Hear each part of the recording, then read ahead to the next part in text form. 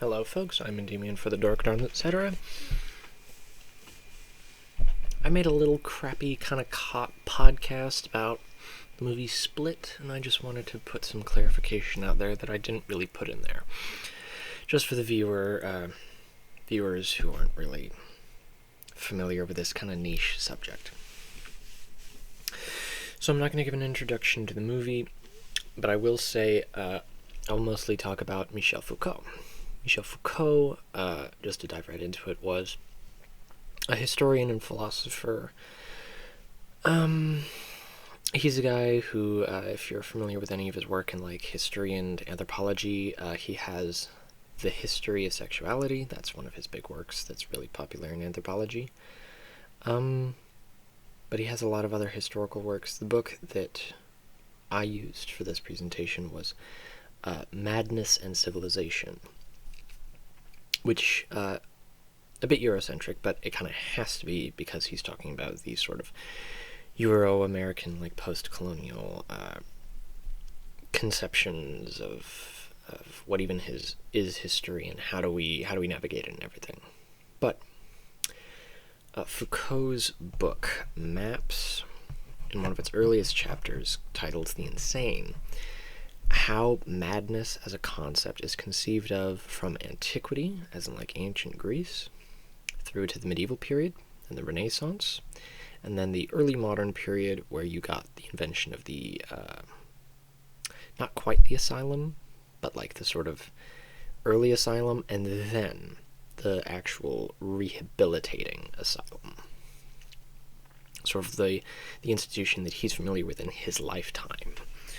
The most common, like the mental health retreat, you might call it. And what Foucault maps in this preliminary chapter is very fascinating. You have an evolution of the concept of insanity and madness. In antiquity, this was mostly associated with leprosy. The leper and the mad must be separated from society. This is kind of a staple feature of all of these different conceptions of madness, is this separation, this distinction, creating a discrete category of the mad. And Foucault sort of goes over how in the medieval period, this became, in the medieval period into the Renaissance, it became a sort of divine aspect. The concept of madness became associated with not insanity as we think of it today, obviously, but with the idea of madness being just another kind of wisdom. It's on the same coin as knowledge, you know? Two sides of the same coin. So madness in the medieval period. And he examines, more particularly, he looks at different saints, if I'm not mistaken, and different writings that, like, doctors of the Catholic Church have written. I don't think he mentions Aquinas, but Thomas Aquinas, is kind of an example of these sort of doctor of the church, big, popular Catholic scholars. Foundational, big, important writings and all that. But in this era, in this conception, madness takes on a very divine form, that madness is an ecstatic knowledge, that the fact of madness is in fact a different path to wisdom, right? But when you get into the Renaissance, you still have that bit of separation. You have the mad being put onto what you might call sort of proto-asylums with these boats of the fools, or ships of fools. And at this point, madness was not just wisdom, and it was not just a divine ecstatic revelation. It was also something very intimately associated with day-to-day life, that anyone could become mad. And it was an intimate reminder of the sort of frailty of the human psyche, but not in the same way that we might think of a frail human psyche as like broken and debilitated. It's the illusions, the illusions of common thought are shattered by madness, that you see through the illusions to see some kind of truth. And we would normally call that wisdom. Only with the mad, it is, again, ecstatic. It's a sort of jubilant, different way to accept death, to accept the frailty of your body, to accept aging, to accept the absurdities of misfortune and all that.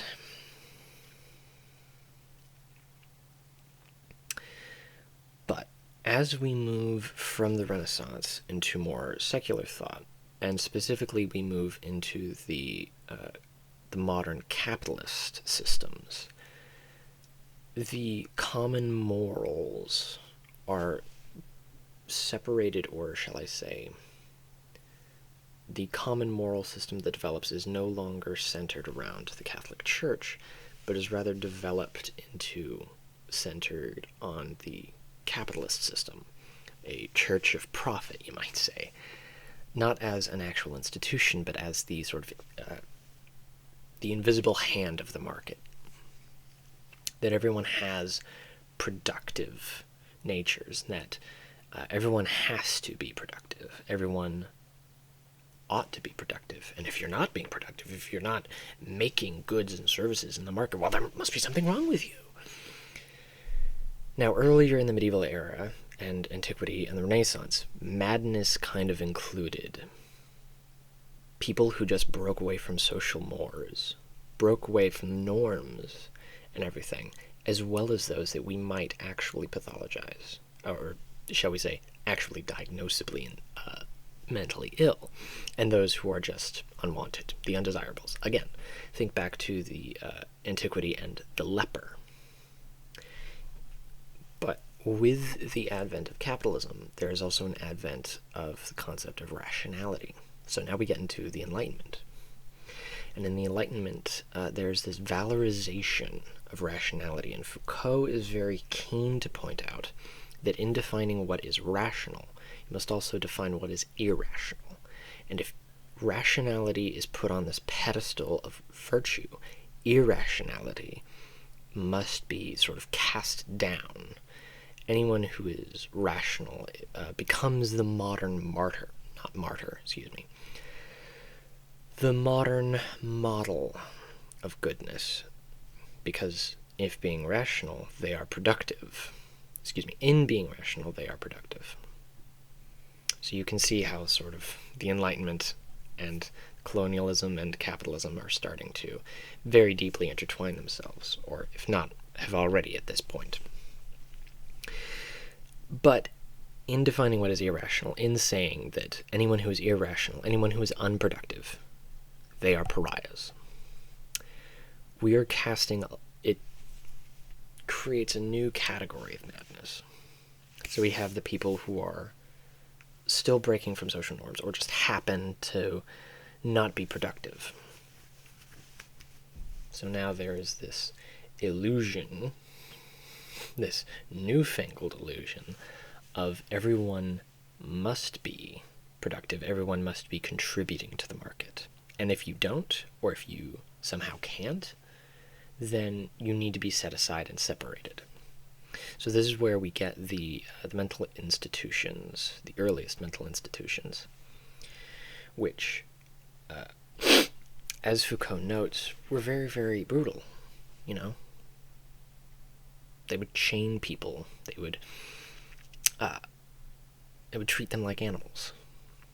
Leave them out in the cold because people thought that, well, if you're insane, you don't care about that. I, as a rational person, would care about that.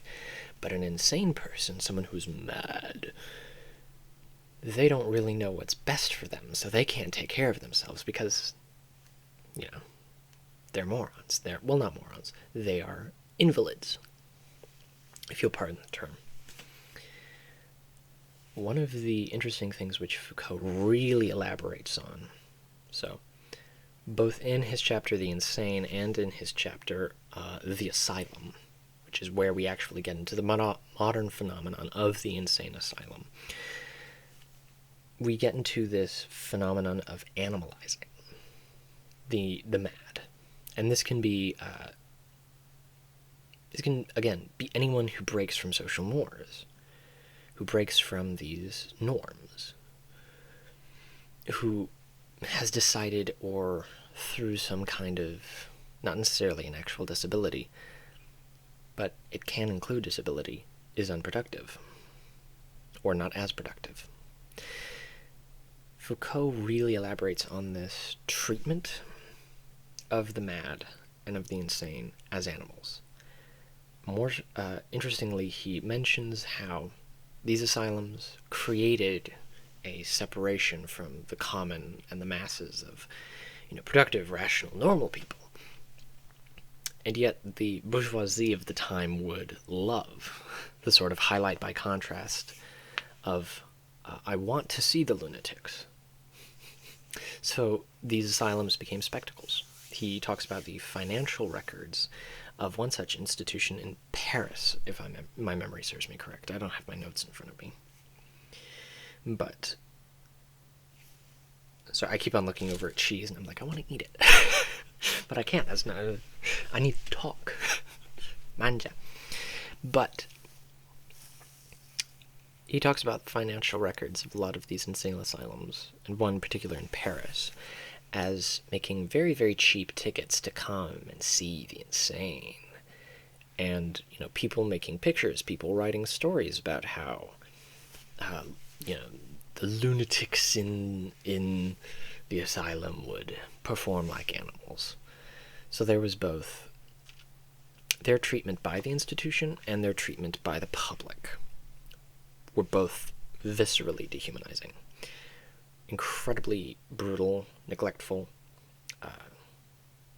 I'm not going to linger too much on that, obviously, because that is an important theme for Foucault, and that is something that I emphasized a lot of in my original video, was the animality of madness. And one particular feature that I mentioned was the power at this time that was associated with madness, that if you are an animal, you are wild, you have lost the inhibitions that society has given you, but that also means you've lost all restraints. You can engage in aggression with no concern for yourself or for others. So there is a conception at this time of the mad being wild, being brutal, and thus deserving brutality, but also having an inhumane, or perhaps superhuman, strength, a power, an animal power. And this, I would say, is a very, very clear connection to the film Split, M. Night Shyamalan's Split, which was the film in question that I made the sort of review on. And, we get this 23rd personality of the Beast. It's the most explicit and the most plain example in the whole movie. It's a cannibal creature.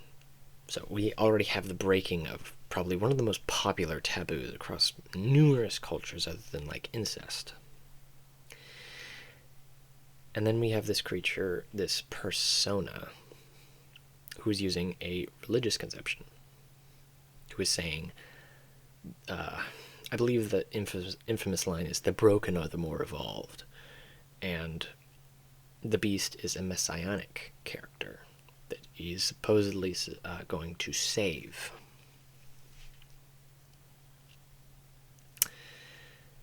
Foucault then goes on to describe how then religion was used in the later asylums that were more like nature retreats, where you would actually get rehabilitation, but I'm not sure if this is nearly as relevant as this sort of early asylum. That being said,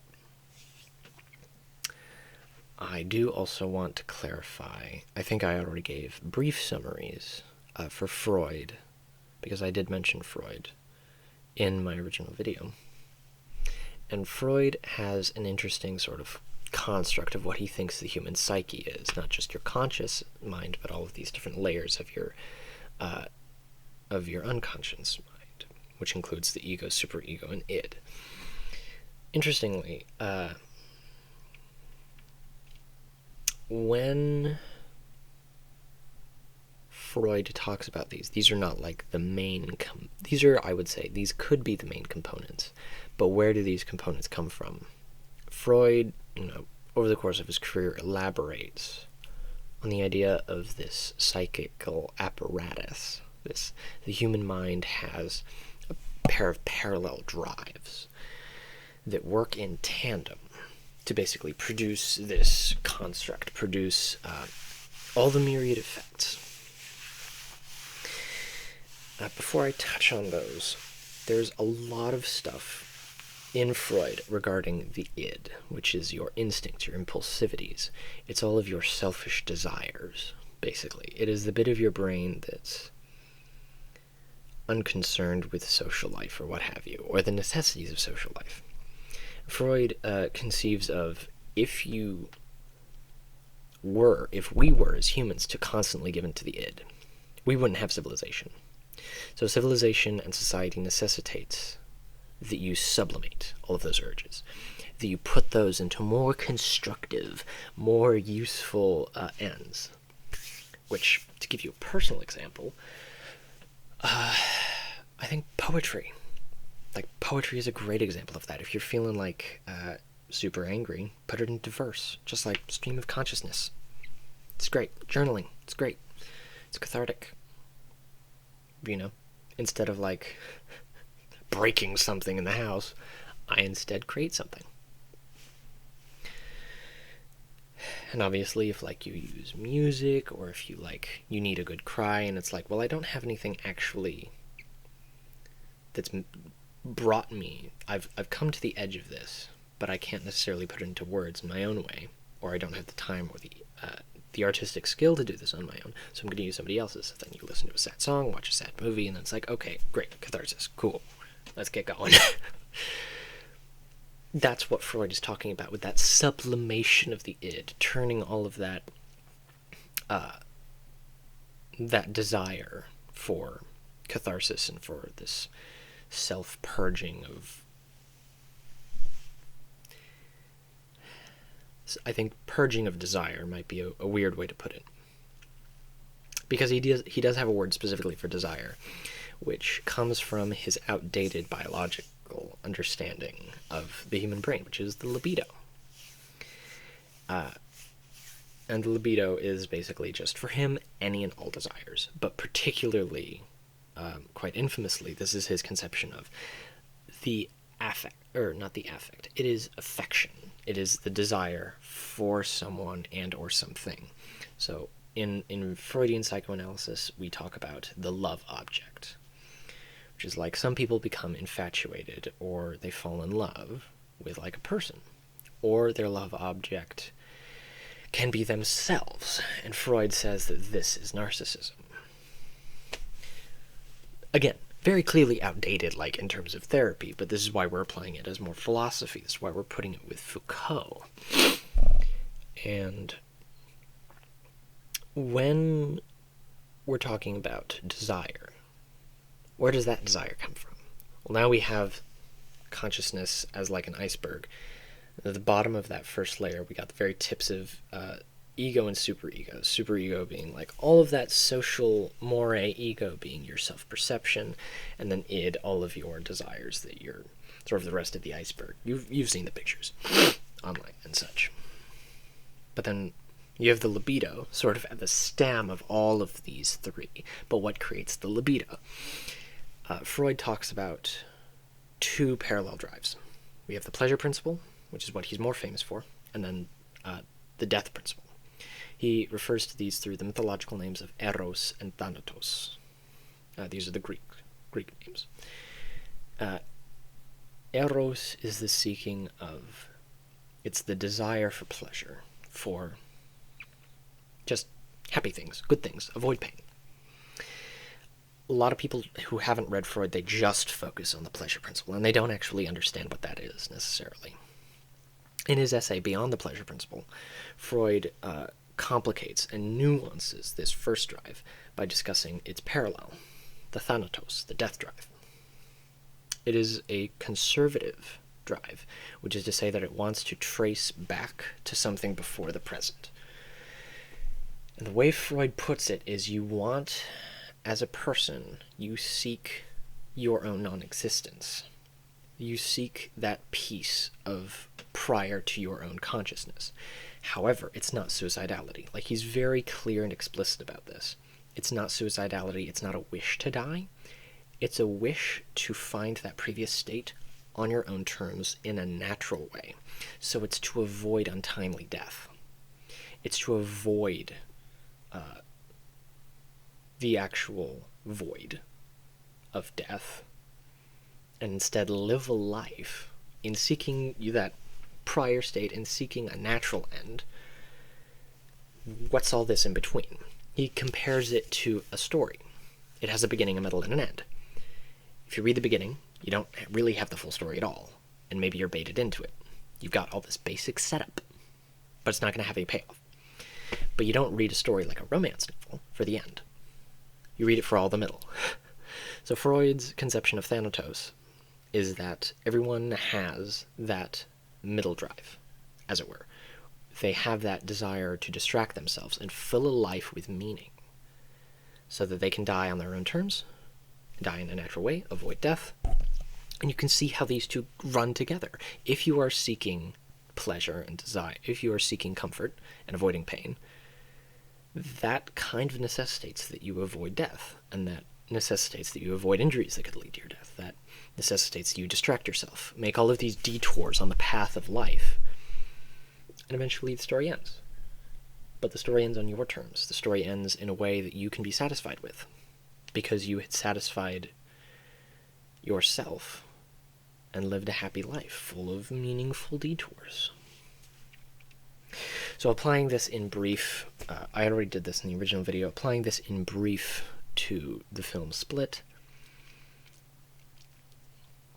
it's clear that all of these different, or most of these different personalities, the main ones that we see like Barry and Dennis and Patricia, they all serve some variation of Thanatos and Eros. There's some kind. There's like Barry represents the wish, perhaps, to be artistic and to be free of the mores of maybe heteronormativity. Patricia could also represent that, but more clearly represents that our main character of Kevin didn't have a mother, so he invents his own, becomes his own, as it were. And then Dennis represents, of course, the tidiness. Dennis very, very clearly represents the Eros principle, with avoiding his mother's abuse by keeping everything neat and tidy and clean. But it also represents all of these personalities in sum total represent keeping Kevin comfortable by, keeping him out of, like, painful situations. So he can't be conscious, he can't be awake. All the other ones are vying for the light, vying for consciousness. And the beast desires the wish to not sublimate the id, to just be pure id, to be destructive, the sort of, I don't want to say counterculture, but the counter to what culture has said against Patricia, against Dennis, against Kevin, all of the different alters in that. And Hedwig also. I think Hedwig's a great character to keep in there, because Hedwig represents the childhood that Kevin never got, that he had stolen away from him by his mother's viciousness. And, they all could, I guess you could say, represent distractions. Each and every one of them, in their own ways. So that is a slightly briefer clarification, more organized, less verbose. I should have submitted this. Ugh. But, yeah. Yeah, that was M. Night Shyamalan's Split. Some clarification on Freud and Foucault. Again, that's Freud's Beyond the Pleasure Principle. And I think there was there was one other essay. And then Michel Foucault's Madness and Civilization. So if you want to go read those, I'd recommend it. There are plenty of good translations. And I'm Endymion for the Dark Arms, etc. Thank you.